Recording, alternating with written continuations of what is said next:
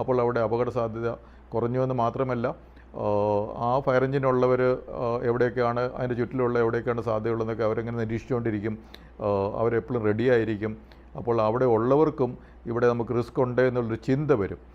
അതൊരു സൈക്കോളജിക്കലായിട്ടുള്ളൊരു പ്രഷറുണ്ടാകും. ഞങ്ങൾക്കിത് ഇവിടെ അപകടമുണ്ട്, അതുകൊണ്ടല്ലേ ഇവർ കിടക്കുന്നതെന്നുള്ള ചിന്ത. ഇവിടെയും അതുപോലെ തന്നെ ഈ അപകടമുണ്ടായ എവിടെയാണെങ്കിലും ഇതിൻ്റെ പൗരത്തിൻ്റെ പടക്കം സൂക്ഷിക്കുന്ന പടക്ക നിർമ്മാണശാലയുടെ അടുത്ത്, കാരണം അത് അധിക ദിവസമില്ല, ആകെ കൂടുന്ന 10 ദിവസം അതിൻ്റെ കാര്യമുള്ളൂ. അവർ ഫയർ സ്റ്റേഷൻ്റെ ഗ്യാരേജിൽ കിടക്കുന്നതിന് പകരം 2 ഫയർ എഞ്ചിൻ അവിടെ പോയി കിടന്നിരുന്നെങ്കിൽ തീർച്ചയായിട്ടും ഇങ്ങനെ അപകടം ഉണ്ടാവില്ല. അതിൻ്റെ കാരണം പല കാരണങ്ങളുണ്ട്. ഒന്ന്, ഫയർ എഞ്ചിൻ അവിടെ നേരത്തെ കൊണ്ട് ഇട്ട് കഴിഞ്ഞാൽ ആ ഫയർ എഞ്ചിൻ അവിടെ എത്താനുള്ള വഴി ഓൾറെഡി നമ്മൾ അഷ്വർ ചെയ്തു. കാരണം ഒരു റോഡ് പലപ്പോഴും അപകടം ഉണ്ടാകുന്നത്തേക്ക് ഫയർ എഞ്ചിൻ എത്താനുള്ള വഴി ഉണ്ടാവില്ല.